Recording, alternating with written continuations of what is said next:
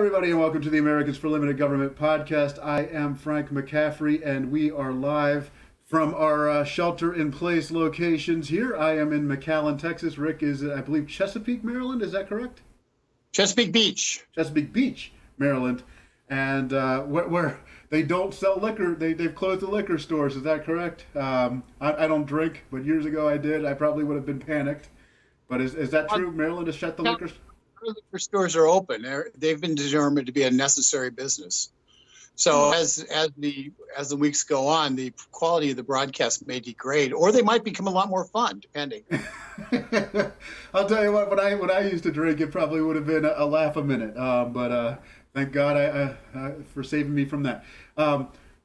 YouTube, subscribe. We ask that you please subscribe. I'm joined by the hyper-informed one, President of ALG, who probably should be President of the United States, Rick Manning. And speaking of President of the United States, you met with the administration. It's an off-the-record conversation, but is there any talking points that you can reveal of what happened and what you discussed? Well, first and foremost, I think it's clear that this president has put the safety and security of the American people first and foremost. But he is very concerned that the economy get back on its feet, that we end up with an economy that when this is over, we get a so-called V-shaped recovery rather than a sloping recovery that's much slower. Just like we put ourselves into a V-shaped, almost vertical drop in terms of our economic growth and economic activity, losing lots of people in terms of unemployment. And going on to the unemployment rolls, their hopes is that when we get to the other side of the curve, that we will be actually looking at a very rapid recovery. And they wanted to emphasize the things that were being done to do that in terms of the small business loans, the small amount, the amount of money that's being sent out for people who have Social Security numbers. If you make under $198,000, you'll get something. If you make under 70 as a couple or 99,000 as an individual, you'll get something.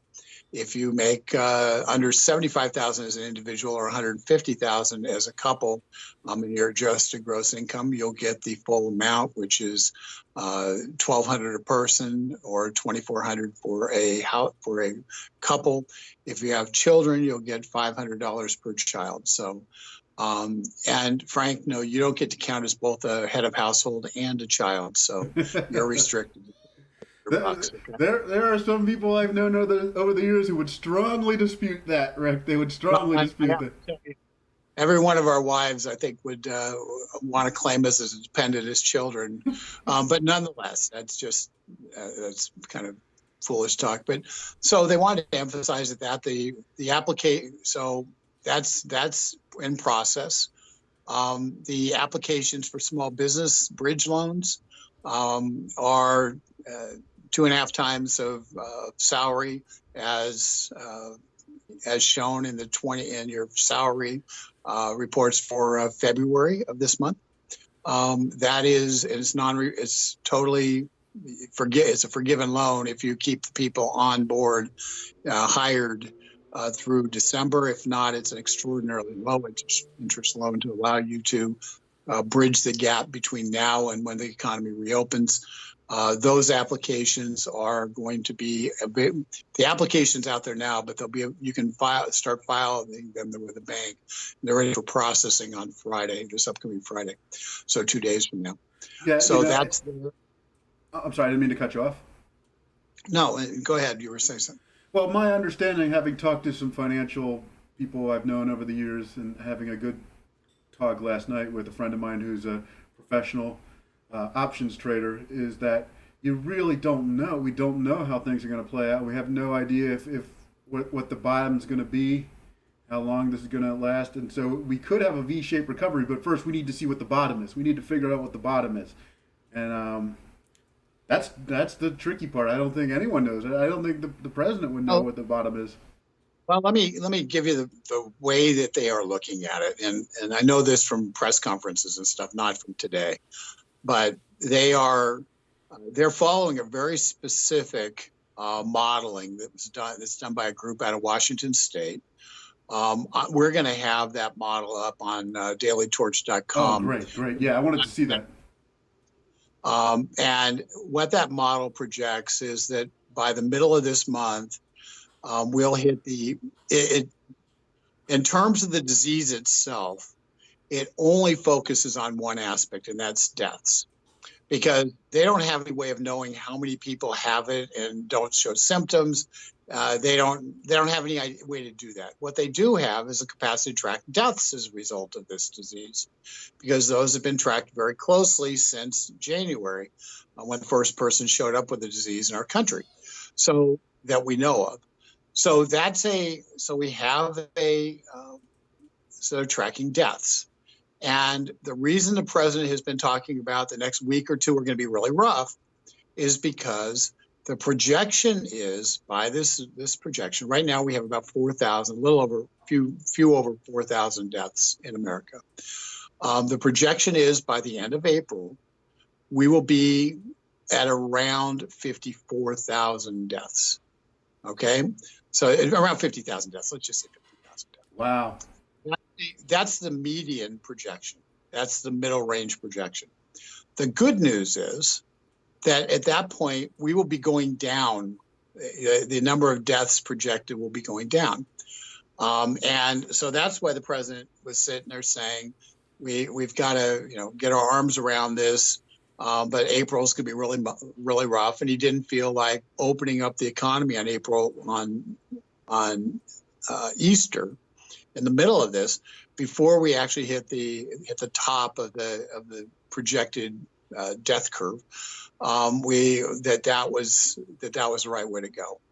And given this projection, he was right. Now here's the question that remains to be answered, and we're going to be looking at this very, very closely. And on dailytorch.com, I would anticipate that we're going to have a number of stories tracking whether or not this projection for April, starting on April 1, today, whether or not this projection is accurate or not. And so we're going to track the actual deaths versus what the projected deaths were. And because the one thing this projection doesn't include an assumption that any kind of assumption that there's going to be a treatment available, a widespread treatment available. We know two treatments that have a lot of promise and seem to work anecdotally, that are actually more than two. We know 3 or 4 treatments that are being used by doctors and that could have and will be widely used because they've been allowed now by the FDA. They'll be used on serious and maybe not, and patients who just begin to get this, and even maybe prophylactically. I know they're being used prophylactically with doctors and nurses. One of them is to try to make certain they don't get the disease. Yeah. With some great success. So, the point is, on their projections, they don't track that. They don't include that as part of the mix. Since we now have those things approved, we're now going to be able to take a look and see if that does in fact have a salient impact on the number of deaths that result from this virus. And because if, once again, their projections only based on social distancing occurring. It's not based on any treatments. It's not based on increased bed space available. It's not increased ventilator availability. It's not based on any of those things that have an impact on the survivability of the disease. As a result, we're going to take a look at it, and hopefully what we'll see, and we may not see this, but hopefully what we'll see is that the projected number of people who are projected to die from this will diminish dramatically. If just use the hydrochloroquine example, if it just works in 10% of the cases, and they're giving it to the most dire people who were most serious, if it has a 10% impact on the death rate, suddenly you go from 45,000 deaths in April to 40,000 deaths in April. just from that one drug having 10% efficacy. And it's projected it, and some people feel it has a lot higher than 10% impact. So we should be able to measure that. We should be able to see that, since their projections today don't include that. And so we'll have it. We're doing it so we can actually get a good idea and be able to help inform the president on legitimate data on that when it's okay, when the risk is really become mitigated in terms of this disease, so American can go back to work. And America is, despite what many on social media and in the media are trying to say and how they're trying to portray this, America is actually handling this well. I've seen some countries in South America just taking bodies and throwing them in the streets, setting them on fire, not letting people send their bodies off to a funeral, make them stay at home. I mean, it's just the way this has been distorted against the administration is very unfair, because other countries are handling it very poorly. Well, just a couple of days ago, CBS News took footage from Italy, from one of the most advanced hospitals in Italy, from Italy, where they had people lined up, where it was just a real disaster, and they used that footage and said it was New York City, when it wasn't New York City. They should have gotten a clue by the fact nobody spoke English, but I guess people in New York City don't really speak English. But it's the typical Brooklyn accent kind of thing. Yes. But you know what? I mean, inexcusable for CBS to take Italian footage and try to pass it off to the American people as New York City. We know that they have. That there was a graphic used by one of the big publications, liberal publications, and it was a graphic that showed these bodies being just lined up along each side of the corridor, and claiming that was New York City. Turns out it was from a movie a couple of years ago, and somebody took the same exact screenshot from the movie and showed it, and it said, "This is the exact same picture," and they used it as being actual footage. So this is not by accident. Frank, you're in the news business. Yeah. You've done video. You know that you don't go out and sit there and say, okay, well, we're going to do a report on this, and you go off and you grab footage that, I found this on Google yeah. Video, and it looks like good footage, so we're going to use it. Yeah. In their defense, I just want to say something to slightly defend them. There have been times where I've said something like, hey, here's Senator Rand Paul, and they accidentally put up a picture of Ron Paul. Those mistakes are going to happen. But this is not human error. This is made these are deliberate propaganda. Oh, tell people a little bit about that, rather than me talking about it. Why don't you tell me a little bit about how the news business works? And as a broadcast journalist, what do you do to try to make certain that the footage that you're using for your, for the backdrop of your video, your vocal overlay, is actually valid? Yeah. What do you do? Well, first off, you are doing about 10 things at one time, so mistakes can happen. But honest mistakes, what you're describing, you are correct. That was not an honest mistake. That was a political propaganda piece. That was a hit job. But honest mistakes can happen. You can, for example, say, hey, here is footage from Baghdad, and it's accidentally footage from Basra. That can happen because you're moving so fast, you're going through all this video, and honest mistakes can happen. Typos can happen.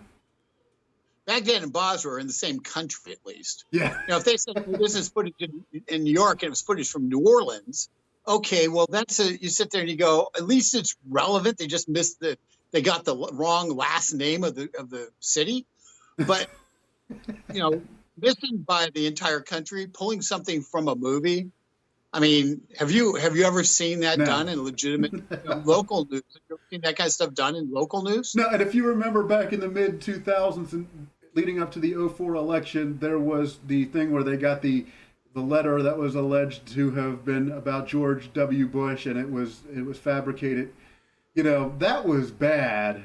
That was bad. The source was fraudulent, but that's not. That's still not as bad as going to a movie and pulling out a clip and saying this is New York City. I mean, they made that ended Dan Rather's career. They made a movie called Truth about it, and it's still not as bad as going to a movie, grabbing a clip and saying it's New York City. And then, the other thing the media is doing is they've been trying to call for Donald Trump's press conferences not to air because they say it's because they're filled with factual misinformation, but the reality is it's because they're driving Trump's approval ratings up. Well, the thing about his press conferences is they always include the actual experts who are assisting in making the decision. It's never just Donald Trump up there. He's got Dr. Birx, he's got Fauci, he's got different people who are up there talking. He's got the Surgeon General, he's got the head of HHS. They're all talking about specific things that are happening. He's got a business person who's converting a factory over to make masks, or who's turning auto parts into ventilators.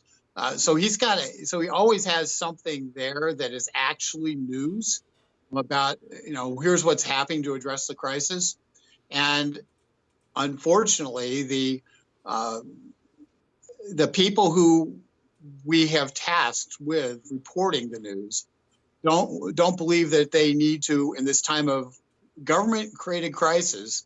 They want to provide analysis, but they don't want to provide actual news. Yeah. For instance, when I talk about stuff on here, I'll often say something like, they're projecting that they're going to have 50,000 of these new tests out and new tests out every day from last Monday, March 30th, to moving forward, which means we'll have 250,000 more instant tests where it's 5 minutes, 15 minutes to get the results this week, and people are not going to have to wait. And those 250,000 people are not going to have to wait. And they're going to get it right on the spot. So those are, that's actually, while I'm commenting, I'm providing also a fact, a knowable fact that is true. Hence, you sit there and you say, okay, I learned something from this. I didn't just get analysis. I actually learned something. And that's why we're basically going to hold the people who are doing the projection charts accountable, because I want you to know what the president has been making his decisions based upon. And we want to test it and see if those projections have proven to be true. Because if they've not proven to be true, if the fact is the efforts by the administration have mitigated the death rate significantly, while we see the infection rate go up, we don't see the death rate climb in the same level. If you see that happening, then it sends a signal that, we can open up our economy much sooner than what the public health officials are going to want to have occur. And so we're going to create the counter narrative. And if it turns out that their projections are right, then Donald Trump has a much more difficult decision on April 30th about what to do. But if, as I expect, there's a significant mitigation of the deaths related to this disease due to the things that are happening in terms of treatments available, beds available, ventilators available, masks available, due to all of those things, if we see a significant degradation in terms of much fewer deaths, then the projections have to be changed to meet the reality. And it allows Donald Trump to move forward and say, we can reopen the country.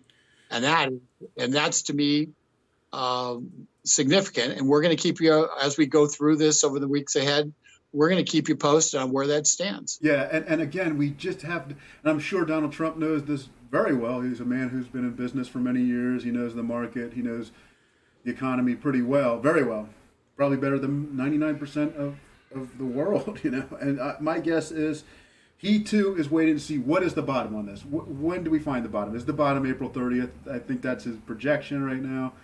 But you just don't know. I don't think anyone can predict the future and what will be. And then once we hit that bottom, then we have that V-shaped recovery. But there's a lot of factors that would be needed for that V-shaped recovery. Well, there are, and hopefully one of the factors is we have to have small business survive. Because you don't get any recovery if small business doesn't survive. And I would argue that if we get much beyond April 30th, this would be very difficult to get a V-shaped recovery, because businesses, even with the bridge loan, will have to effectively will be unable to pay rent. They'll be unable to pay insurance. They'll be unable to pay all the expenses that are beyond employees. They're going to be sunk, and they've been paying those expenses for the last 3 to 4 weeks with no income coming in. So they are effectively at the bottom of their reservoirs of cash to keep their business alive. And once a business stops being alive, once it stops functioning, it is very, very difficult to get it back going and to generate the enthusiasm if I'm going to do this again, particularly when we know that Dr. Fauci is going to say, well, we're going to probably have the same thing happening in October again, because this is likely seasonal. And at which point, who's going to start up their business for, in May 1, when he thinks and put all the expense and effort into doing that, if he thinks the federal government's going to shut down their business in October because of seasonality. So there's a lot of factors here, which is why this idea that the various things that this administration has done, cutting regulations to allow free enterprise, private companies to develop cures, to develop treatments, to test different types of treatments, to build respirators, to get masks approved that were not being approved under the old rules, to allow for doctors to actually work across state lines and have portability of their medical licenses. So if you don't have problems in Los Angeles and you do have problems in Las Vegas, doctors from Los Angeles can go to Vegas and treat those patients. Nurses can go from LA to Vegas to treat those patients, can go from LA to Phoenix, or vice versa. If there's more problems in LA than there are in Phoenix and Las Vegas, doctors from Arizona and Nevada can go to LA. They've broken down a tremendous number of artificial barriers the government put in place. And in doing so, they're allowing for people who get sick to get the best possible care, and to get treatments that in fact should provide hope for survival and should help many, many thousands of people survive this who otherwise wouldn't have. I'm sorry. At that point, we get to that point, then a mitigation strategy of saying everybody else can go out and do your thing, but we're going to keep senior centers and other places like that closed down, and we're going to put money into making certain that the people who are there have the video equipment and the ability to communicate with their loved ones using remotely, which many of them do not. And that way, we create both the humane ability to communicate with people for people who are stuck in hospitals, who are stuck in old folks' homes and stuck in what used to be called old folks' homes, senior care centers, and senior rehabilitation centers, and even independent living centers. And so they will be able to then still communicate with their loved ones. They won't get the physical touch, but they'll be protected from the virus coming in. And secondly, there'll be treatments for them if it does start ravaging their homes. But most importantly, everybody else will be able to resume life as normal, because the risk to the remainder of the population should prove to be relatively low. This feels almost like it's this generation's 9/11 or this generation's Vietnam, or the major event that will not be forgotten. But it also helped us in many ways. It's helped us grow and learn new things, and we've seen how this affects people in different environments. One of the things I was going to ask you about is in rural areas where there's problems with broadband. Do you think that this will lead to an improvement for the people out in those areas? I think it will, but not for the reason you think it will. Okay. Under the merger of Sprint and T-Mobile, the Sprint new company, which is T-Mobile Plus or something like that, has promised the FCC and the Department of Justice that they will reach 99% of America with 5G service. Yes. Okay. Yes, we have talked about this. Yes. Within 5 years, they will reach 95% with 5G service within 3 years. I think what's going to happen is that this might increase that, and in a future funding bill, there may be some funds put forward to try to move that process forward faster, and put the dollars in to actually be able to make certain that 99% of the American population has access to 5G, which makes 4G look like it's a turtle in the hair race. Not where the hair gets distracted, where the hair actually runs, and it's because it's 100 times faster than 4G, which is what we're on right now. And by creating 100 times faster internet for 4G, it allows for a lot of things. It allows the telemedicine stuff to really work aggressively, and I think that may be where dollars are put forward in terms of meeting the looking ahead kind of needs, because that's an infrastructure investment that makes sense, and it will drive our competitiveness around the world by putting money into that infrastructure investment. So I think that might occur if there is a fourth bill, of spending bill, which Nancy Pelosi is putting together right now, and she's basically putting out calls to every left-wing group to see how they can get money in it before she puts it forward. So, but if they do something, investing in the build out of 5G makes a heck of a lot of sense, and that will solve that problem. Yes, and another thing, we've talked about how life will probably change after this, like more people working from home, more people ordering groceries from the store ordering online, and that probably helps Amazon just continue to grow and grow and grow. Speaking of rural areas, I'm doing some work for a network in Nashville, RFD TV, and I was recommending that we look at whether or not this means people will do something like say, hey, I want to go back to the farm. I don't want to work in the city anymore. Having lived through this coronavirus crisis, I don't want to live in the city. Do you think that the rural areas will actually benefit from this now? We're hearing stories about people going off to the Texas desert to escape this. Do you think that's what's going to happen? Or is America going to move from the urban areas now? I think that I actually think that that's likely.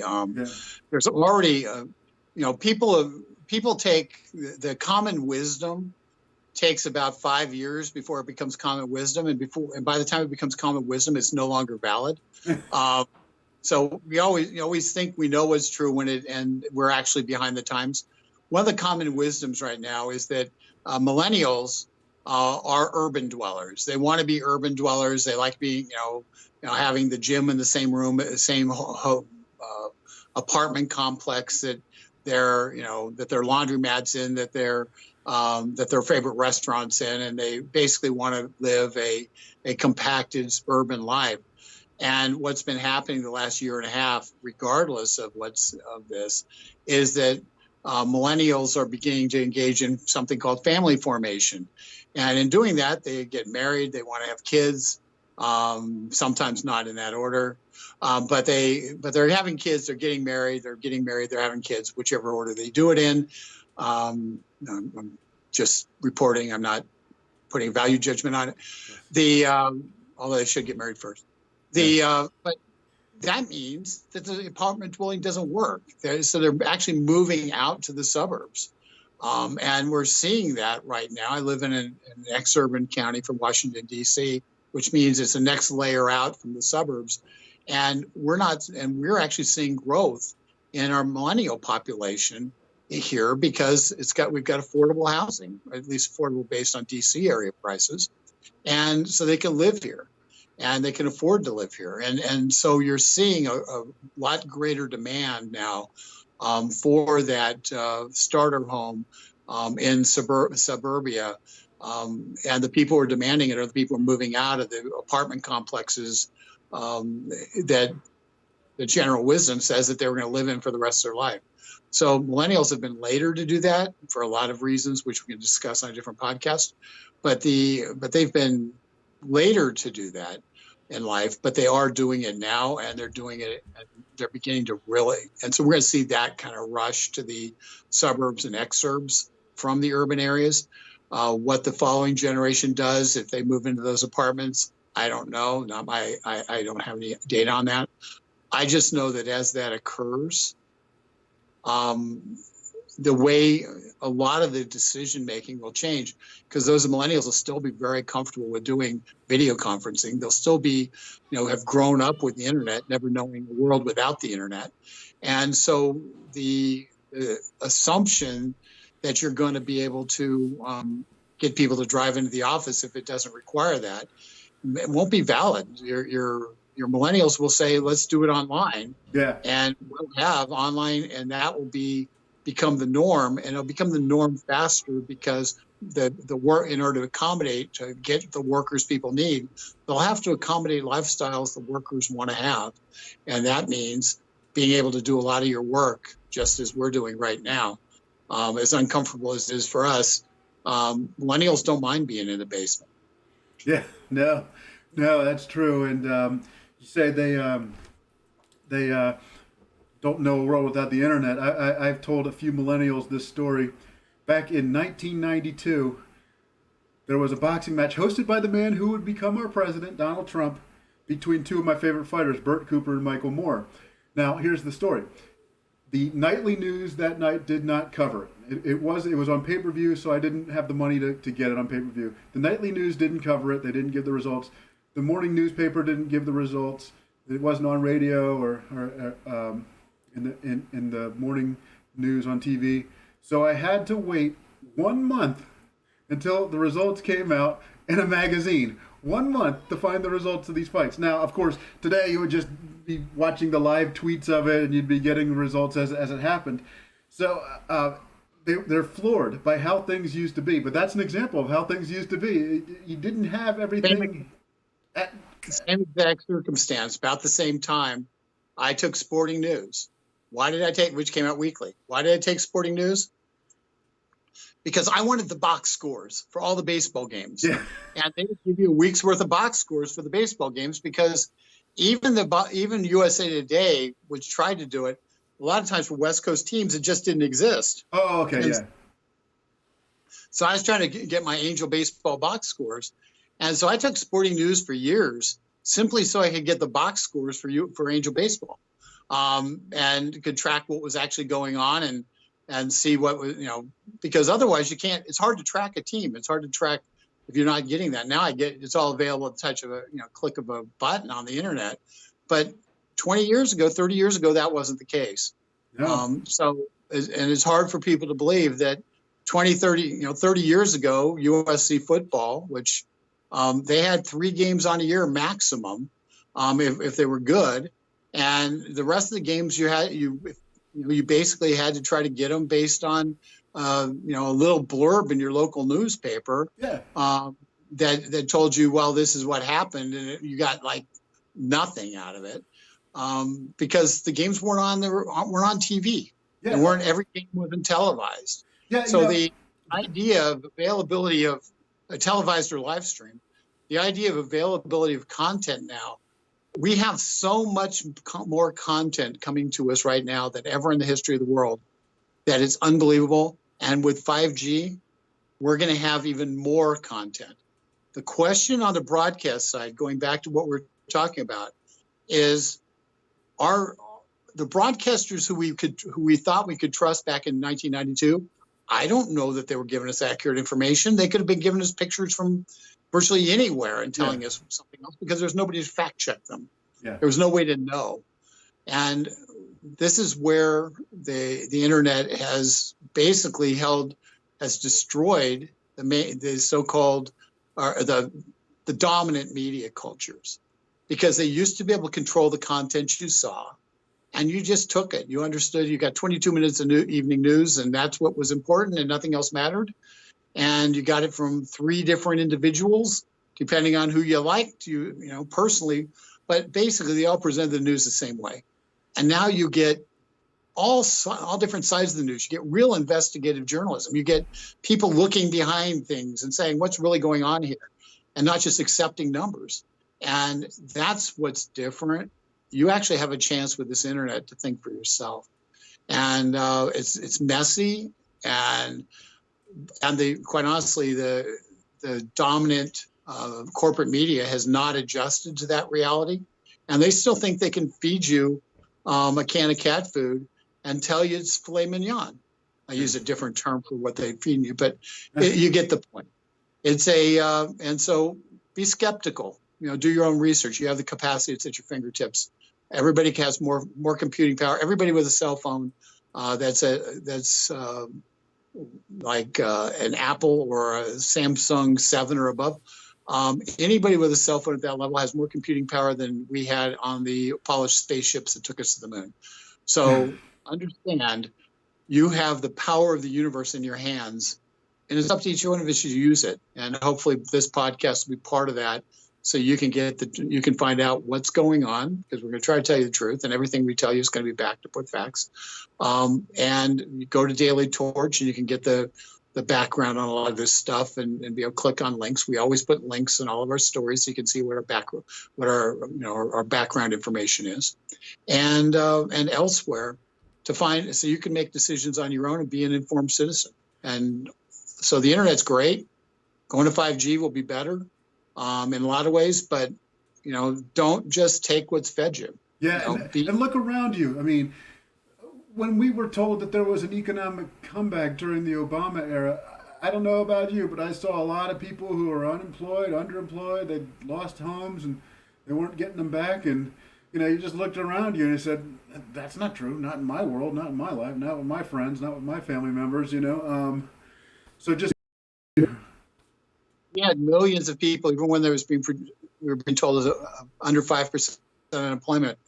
We had millions of people had simply given up. Yeah. Just given up, so they weren't being counted as not being part of the workforce.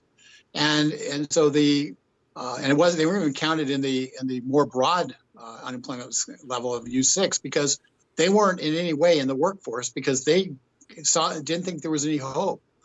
And essentially in the Trump economy, about 4 million people came back into the workforce who otherwise were out of it. And so hope was restored.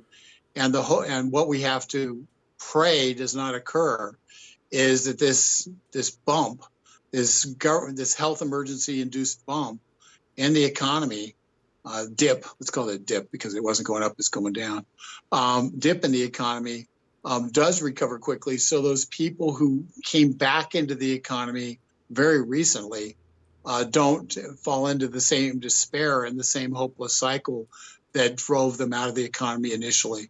So that's the real battle. That's the battle for the next 2 years, is to get those people to maintain hope, maintain their get back into the economy, have the private sector create jobs so that those people have a place to work, and create an environment where businesses can thrive again, as opposed to this shutdown environment, which has essentially put a knife to the throat of many of our small businesses around the country. And as a result, we have to get through this. We have to figure out what it takes to make that happen. And with that, let's cut ourselves short here. Yeah, Frank. we're going over here, but yes, please everybody stay safe. All right. I think we had Rick froze there for a second, but everybody, please stay safe. Please do what the CDC is telling you to do. Please subscribe and have a good day. Take care.